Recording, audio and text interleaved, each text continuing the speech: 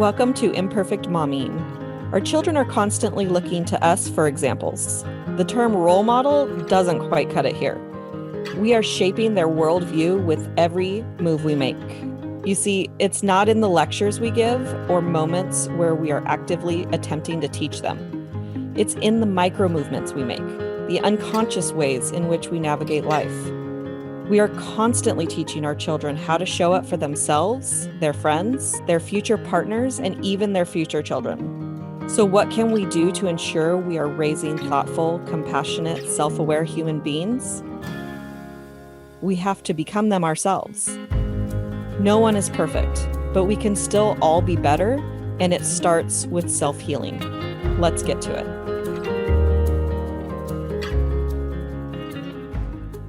Welcome back to Imperfect Momming. We have a very special guest today, Desiree Wolfe. Welcome to Imperfect Momming. Thank you. Oh, I'm so excited to be here. This is a topic that I talk about probably daily just because it's part of life now. Well, honestly, now I am talking about it daily because I've been pre-recording all of our podcasts and it's been back to back. So weeks have gone by for the listeners, but only days have gone by for me on every episode. Now you are in the mode. Well, thank you so much for having me on your show. I've been doing the mom thing for 13 years. I now have two of them. I've got a 13-year-old and an 8-year-old, and we are just, trying to navigate everything that has been happening in the world. And last year I started my own podcast. So that's been a fun journey, and I've been building an entire brand around that. A couple months ago, I launched snarky, sweary coffee mugs to go along with the Slightly Unfiltered podcast.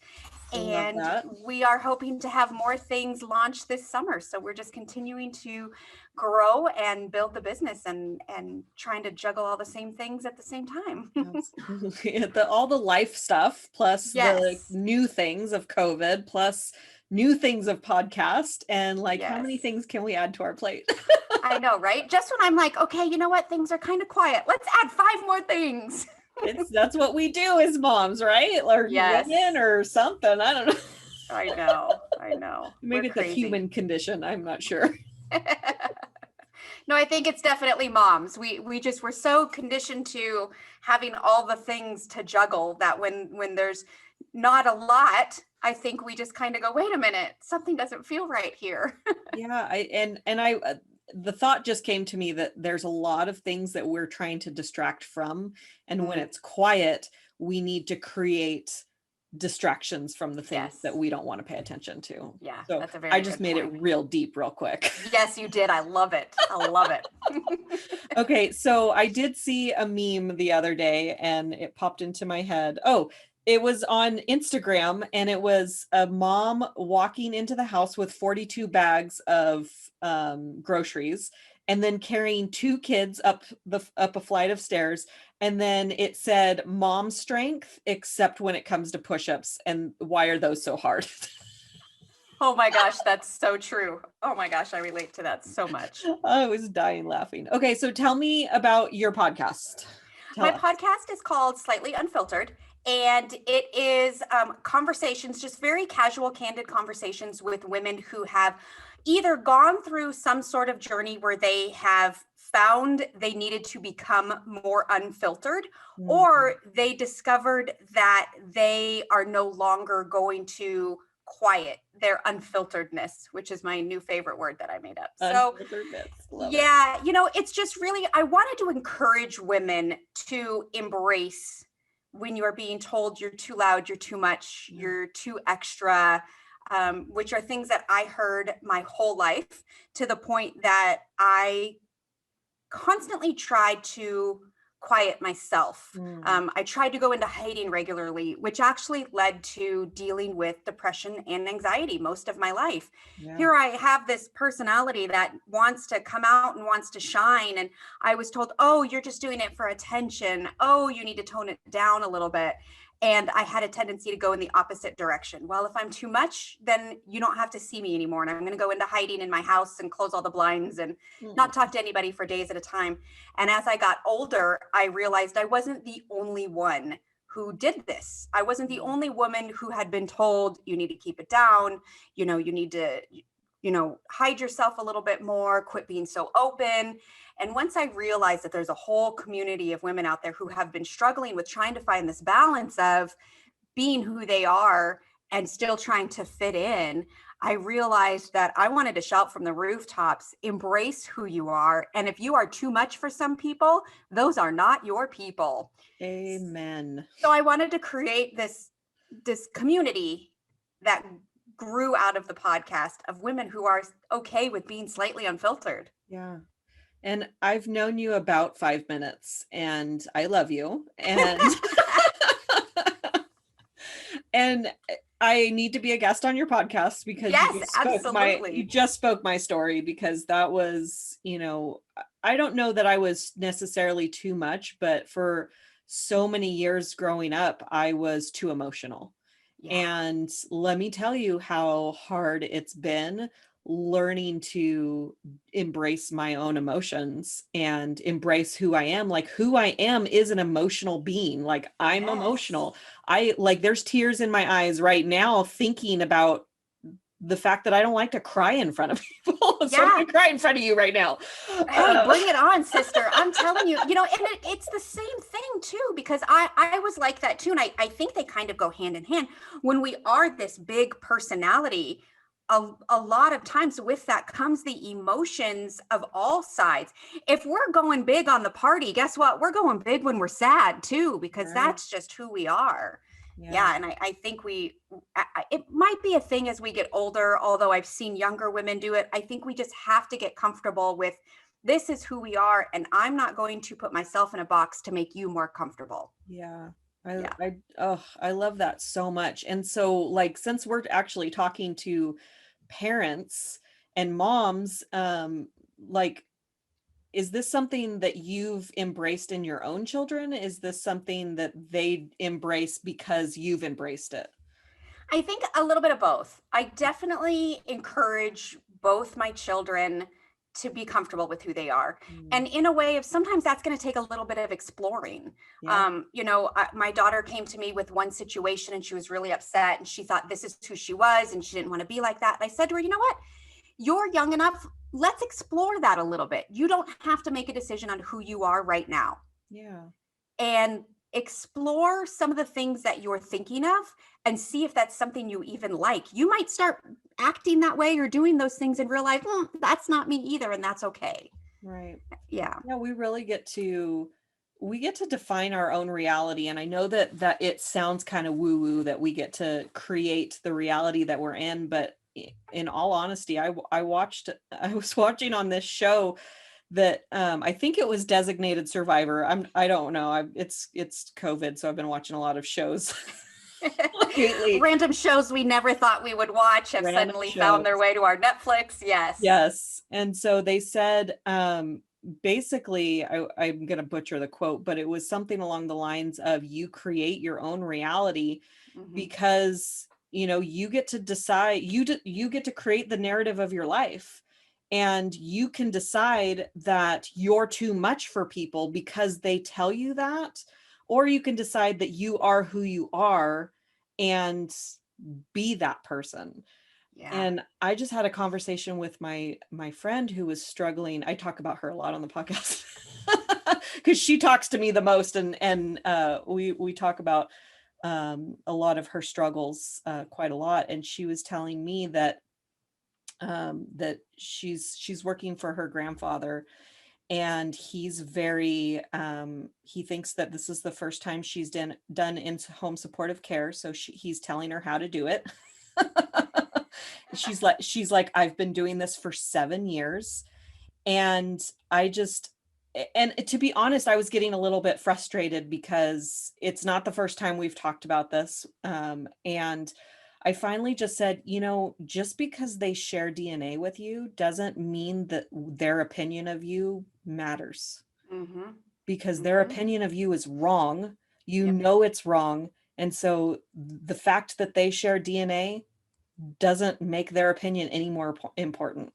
Yeah. And she's like, if someone had told me that 15 years ago, my life would be so different. And I'm like, And I'm just laughing in my head because it came from frustration.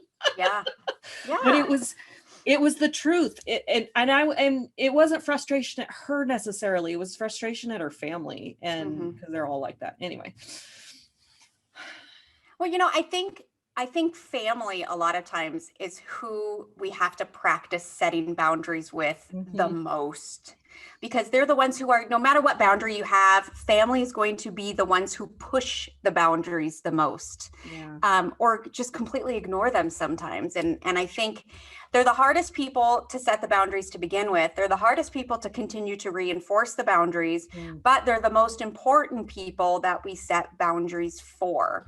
And that was a hard lesson for me, especially in my own household, simply because I didn't want to be a bother to the other people. I wanted to make sure that I was available for my kids during working hours, that kind of thing. So but what ended up happening is I was stressing myself out when really all I had to do was look at my family and go, hey guys, I need everybody to leave me alone for the next 20 minutes. Yeah. Okay. And that's it. And that's, it wasn't that I wasn't no longer available for them. I just wasn't available for 20 minutes. It didn't mean I was out the door with all my stuff, leaving them behind. And I think in our minds, a lot of times we have that tendency to go to the extreme of, if I tell my family, no, they can't bother me for the next hour, they're going to think I'm a horrible mother. Well, guess what? You've got 17 and 9 months and all these years left to be the horrible mother. They're not going to think you're the worst because you need an hour of time to yourself for whatever reason. Absolutely. I mean, I have had a home-based business for 10 years, and that's something that you have to learn, especially when you have, you're working from home. And so when certain people that you live with don't see what you're doing as work and you're just home, then it's really difficult for them to see the boundaries. And we're not taught how to set boundaries. Like, that's not something we're taught. The same way we're not taught our language by reading a dictionary, like we're taught by communication. So we're observing what's going on, and we make our own understanding from the thing that's going on. And unless you make a point to discuss it with your kids or your husband and have these conversations, it's open to interpretation. Yeah. But that's the dangerous part. It's so dangerous. And, my dad likes to communicate in as few words as possible.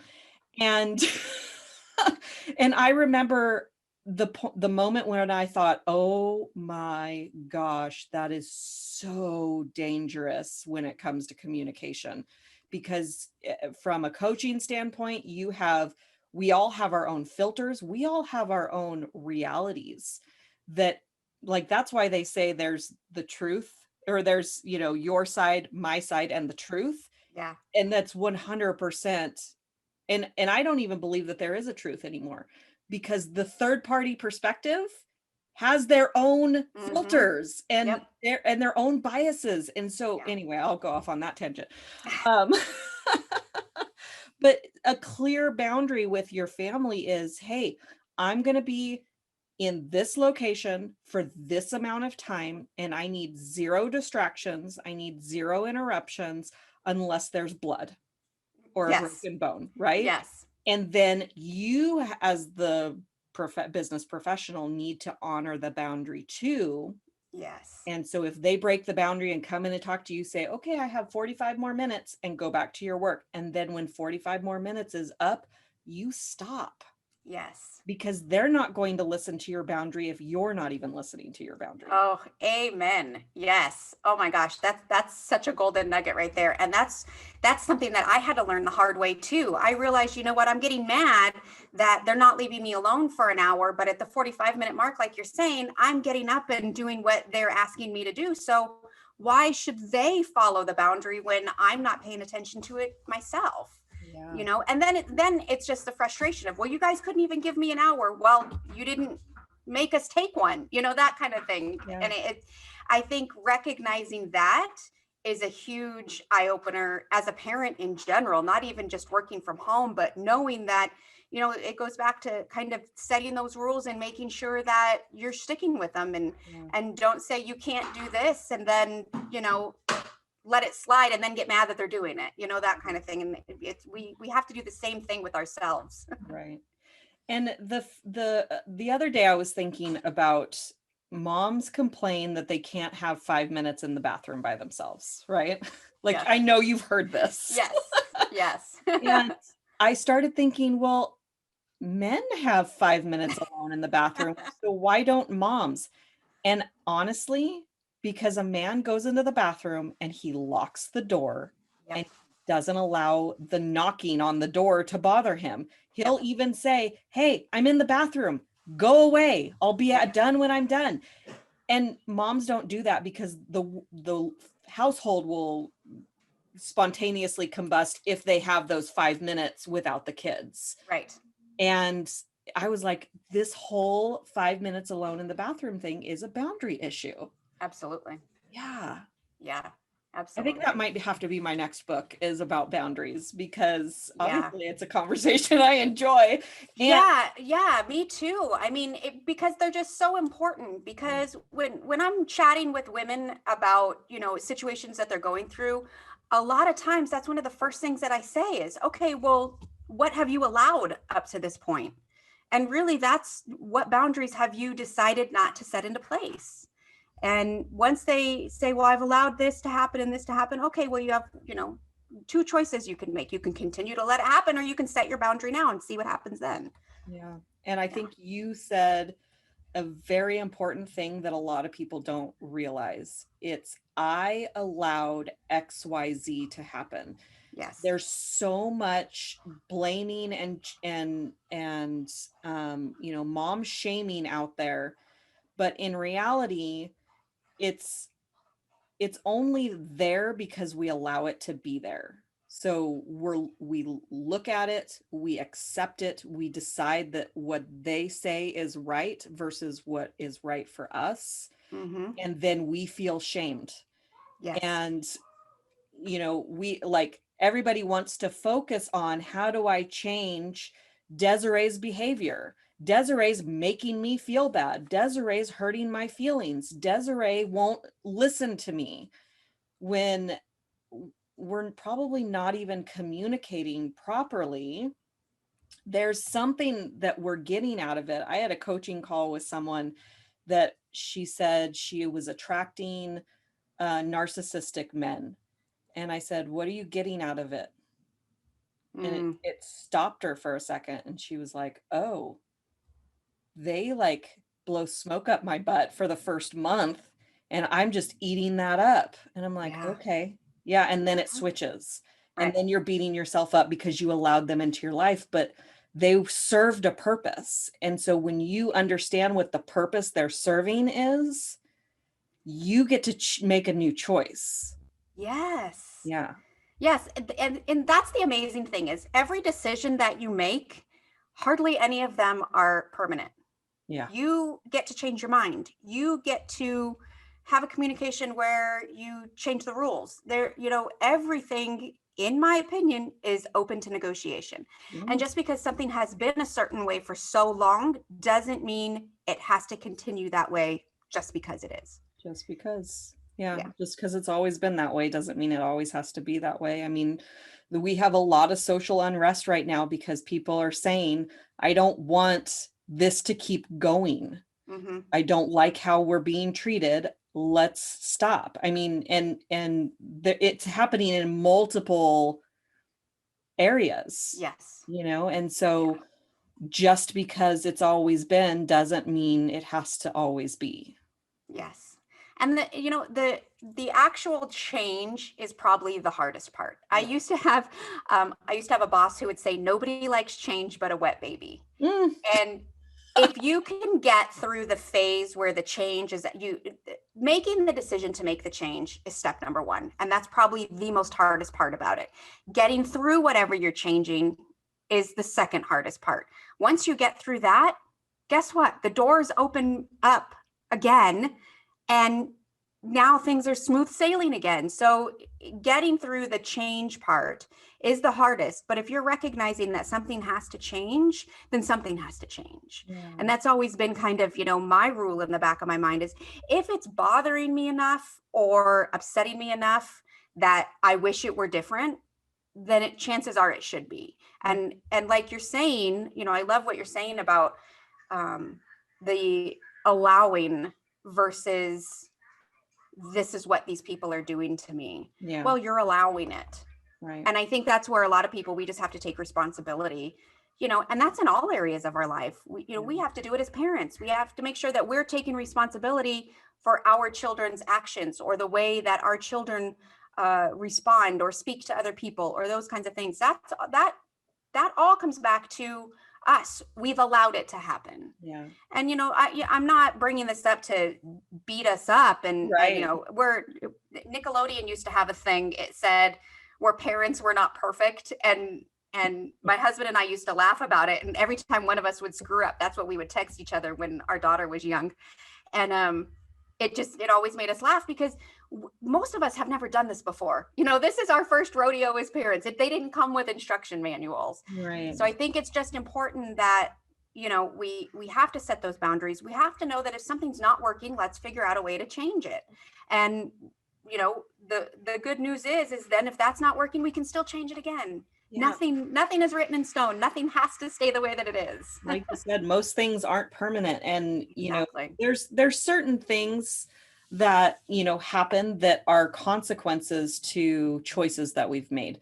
But we are always at choice. Earlier today, I was having a conversation about, for some reason, the topic of solo parent versus single parent came up.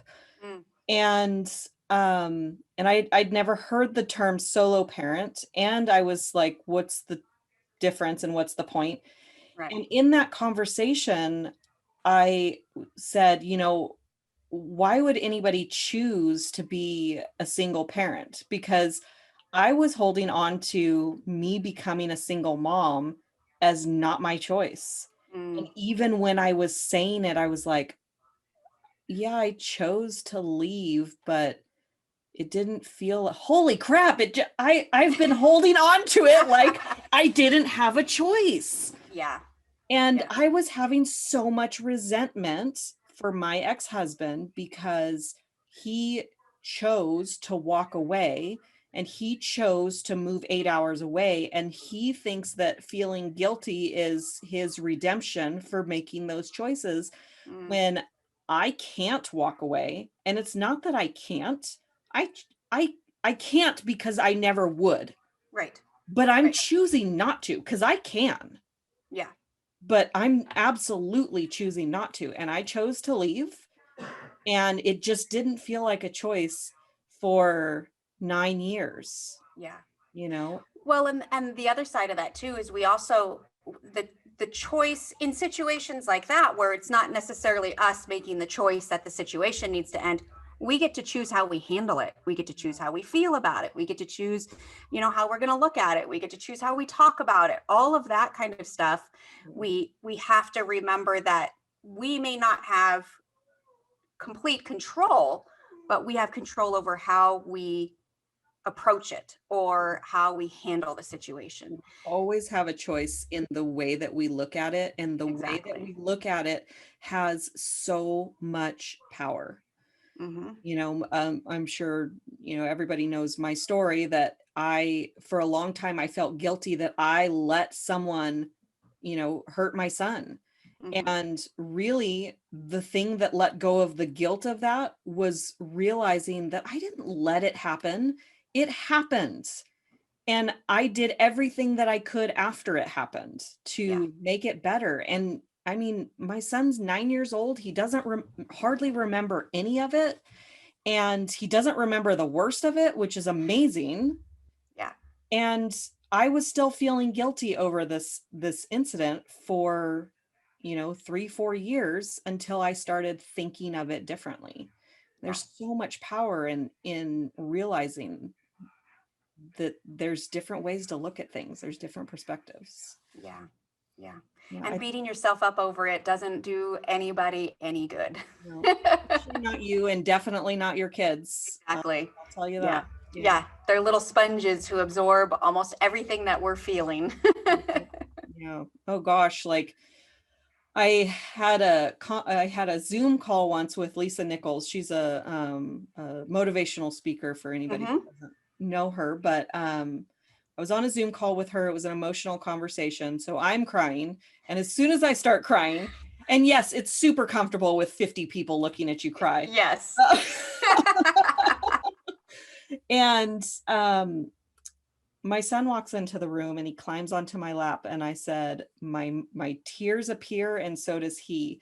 And Lisa Nichols said he knows his purpose in life. Mm-hmm. And they are so connected to how we feel, that that's why I started this podcast. Like, the emotional healing that we do is generational healing. Mm-hmm. It's stopping the stuff from passing on to our kids. There's another meme on Facebook where Spider-Man's holding back a bus from hitting a kid. Yeah. The bus says my family's history, or my family trauma, and then Spider-Man is me and the kid is my kid. Yeah. And it's like, when you are the thing, Mm-hmm. but you heal it, you stop it from getting on your kids by healing it yourself. Yeah. Yeah. And it's very uncomfortable. And you have to cry sometimes in front of 50 people. In front of 50 people on a Zoom call. Yes. But it was probably very therapeutic after the fact. Yes, with someone who's pretty famous. Like, yes. Well, if you're going to cry, that sounds like a great place to do it. I mean, she's a life coach and everything, I think. I know. So. Oh my goodness. So funny. Yeah. Okay. So what's a piece of advice that you want to give to our moms? A piece of advice to give to our moms listening would be, take it easy on yourself. The guilt and the stress is not good for you or the family. Right. So just take it easy on yourself. We're all doing the best that we can every day. Yeah. I'm not perfect. I'm a parent, right? Exactly. I have a friend who used to say, she's not a mom, but she's one of those who is very empathetic towards her mom friends. And she said to me once, I was talking to her about, oh my God, this is going to screw my kid up. And she goes, you know what? Every day, just ask yourself, what will my child talk about this in therapy? And it just always kind of made me laugh, because I think every mom feels that way. Is, how is this going to screw up my kid? Well, you know what? Look at all of us. How many of us have life coaches, or have gone to therapy, or have that one friend we just have to spill everything to? We all feel that way. Yeah. That doesn't make you a horrible mom. It makes you a mom. Right. It makes you human. And I think that a big part of me, like, I know my big thing is guilt, mom guilt specifically.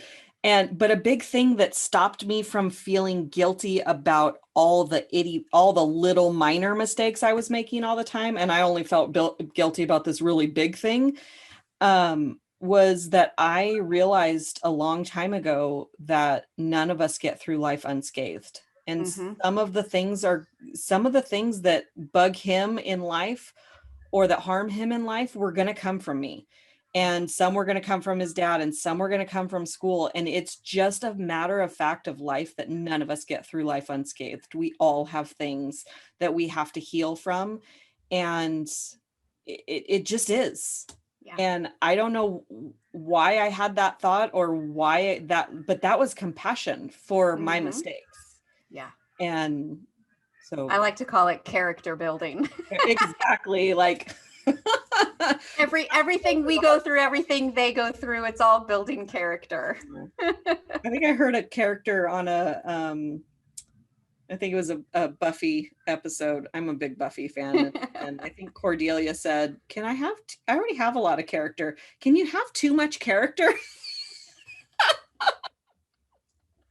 That's too funny. Oh my gosh. I saw her in a new episode of, I saw her in an episode of of Lucifer. I just started watching it. There's 5 seasons into the show, and I just started watching it. I haven't started that one yet, but it's on my list of shows to check out. I resisted it for a while because I wasn't sure how I felt about, making us feel, empathy or sympathy for the devil. Yeah. But it's really good. Anyway, she was on an episode, and you could just tell she'd had plastic surgery done, and I was like, oh, you were so pretty. I know, I that's one of the things that when I look at actors and actresses from, that I watched growing up, and I'm looking at them now and I'm like, oh my God, we're all getting old, aren't we? What the heck is up with Tom Cruise? How come he has not aged?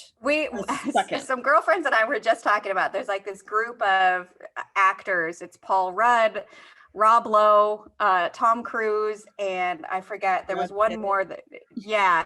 We were talking about like, what are they drinking? What's the juice these guys take every morning? Because they're not getting any older. It was, yeah. It's not cool, but is there a book that was exceptionally impactful in your life? Yes. The book is called Train Your Brain by Dana Wilde. And Dana was actually my mentor for many years. And I met her when I was in the corporate side of network marketing. She was one of our top sales reps for the company. And she had started teaching her team the importance of things like mantras and brain training and all of that kind of stuff. And all of that was new to me. I hadn't really, gone down the personal development rabbit hole at that time. And it really was just all about your thoughts are your reality type thing. And what you think is what you bring. And, she talks about manifesting, but not in a way that's like, get out your crystals and light your sage and that kind of stuff. She really approaches it from a scientific method of, here's how the brain works. Here's the parts of your brain that do your thinking. Here's the parts of your brain that are attracted to the senses that are around you. And here's how you can start to control those types of things. So that book was probably the most impactful book I've ever read. Just because it simply took something that I thought I had to be sort of this metaphysical woo-woo person to understand. And she broke it down and said, nope, here's why science said this works. Yeah, that's so awesome. That's interesting to me. I'll probably have to pick that book up. I'm going to spoiler alert. The biggest reason I ask for a book recommendation is because I'm building my book list to read. I love it. Yeah. But I mean, you said it just a second ago, that the personal development rabbit hole, like it is a rabbit hole, but it's a good one. Like, yeah, in my curiosity of discussing this kind of stuff with other moms, like what I've found is you're either into personal development or you're not, and you're really, really in when you're in, and you're not when you're not. Like there's no gray area. It's completely black and white. I agree. And yeah, it's just fascinating that if you're in, and if you're out, you're out. Yeah, I agree. And I put it off for many years, like, especially being in the network marketing industry, they're very big on personal development. And when I first, joined the company that I was with, I was like, oh my God, I used to roll my eyes at some of the speakers and the calls and the trainings. I was like, this stuff is so stupid. And then I actually started listening, and it was probably Dana speaking on stage talking about her training. And I was like, I remember when we were doing a training circuit, and Dana was our keynote speaker for all these different cities, and I was the event planner. I was the corporate event planner. So I traveled to all the cities. I heard Dana's presentation probably 7 times within 2 months. And I think the third time I actually had the opportunity to sit in the back of the room and just kind of listen. I wasn't running around looking for lunch and all that kind of stuff. And I'm sitting there and I just start crying. And I'm like, this is the third time, if not more, that I've heard this woman's presentation. Why am I crying now? And it's because I finally realized you can hear the same advice 200 times. But if that's not where you're at in your life and you're not ready to receive the advice, it doesn't matter. Yeah. But what I had been going through, Dana's words were just what I needed to hear that day. Yeah. And I remember going up to her afterwards, and I was like, how am I crying? I've known you for 5 years. I've heard this presentation, 13 times in the last 2 months, probably. And she said, because the universe knew that you needed this message today. Mm. And I was like, all right, I get it. And that was like the light bulb going on for me learning to embrace personal development a little bit more. Yeah. And then, of course, the years go by and you just start, they're like layers of onions. You just peel and peel. And the more you start to understand why this is happening, you're like, oh, you go back over here to this side and you peel another layer over there. And then you just keep kind of digging until you start to fully understand what you're learning. My upline in my direct sales business would always say that when the student is ready, the teacher will appear. And I think Yes. she got super annoyed with me that that she was never the teacher. Like she would always say the thing, but I would hear it from someone else, and that I would get it. That was my mom. My mom was like that. She's like, I said that to you 5 years ago. You don't ever listen to your mom. And I'm like, well, I wasn't ready to hear it then. Yeah. I'm ready now, And it's so true. Like I hired a business coach recently, and she's not saying anything I haven't heard before, but she's I'm ready for it, and she's putting pieces of the puzzle. Like I had these puzzle pieces of information, and she's finally putting them together. Like she's helping me put them together, and it's like, I've been so desperately seeking this. Well, you know what? And none of the information has changed. Right. People are just finding new ways to present it to us. Yeah. And I think that makes a difference too. There's hardly any training out there that I'm like, oh my gosh, this is revolutionary. Like I've never heard this before. I've heard it all before. Yeah. But it's their deliverance, it's the tone, it's the, could be the picture that they used in their presentation, that kind of thing. That's what I think is like that aha trigger moment for us, of where we finally realize, oh yeah, this makes sense now. Yeah. And you can hear a quote, like a friend of mine and I were talking about this too, where we'll hear a quote and it's like, oh, that's so nice. And then you get into personal development and you dig so deep into your own healing, and you hear that phrase again, and you're like, you want to shake people and say, no, it's so much more profound than what you're thinking. I know, because that's what I used to think. This is not a quote on a meme, I'm telling you. That's just the surface of it. Okay, so tell everybody how to find you. You can find me and my podcast at slightlyunfiltered.com. And that's where you'll learn all about me and the podcast as well. And the snarky coffee mugs live at slightlyunfilteredcoffee.com. Okay, can you give us one example? Like, do you have one that's your favorite off the top of your head? Are you okay with me saying the F word? Okay, let's say bleep, because I don't know if the producers are okay with it. Okay, the one that's probably one of my favorites, and it's my top seller, is Ray of Effin' Sunshine. And it's just a cute little picture of the sun. That's one of my top sellers. Of course it is. I mean, okay, I love the F word. It's probably like I filter myself, but when I get around my coachy friends, like we're dropping F-bombs like it's nobody's business. I love it like in our community, we like to say F that noise, like whatever you're saying, F that noise, like that's not. So my new favorite mug says, my boss told me to have a nice day, and so I went home. I love it. I'm out of here. Exactly. Now I'm big on coffee mugs. I'm a coffee mug collector, so I'm gonna have to browse your website, and I'll probably end up with a couple of them, to my boyfriend's chagrin. But I remember in my early 20s going to Disneyland, because we're only like 3, maybe 4 hours with traffic away from Disneyland. So we would go every year. And I remember going and looking through the coffee mugs, and every single one of the coffee mugs had a different character on it, and they were all negative towards mornings, like mornings suck. And I think Tinkerbell was saying something along the lines of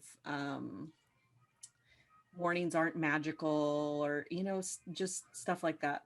And there was one that was positive, and it was Snow White, And she said, even in the morning, I'm the fairest of them all. And that's the one that I bought because we don't need any more negativity for the morning. Mornings can be negative enough. Like we don't need that in our mug.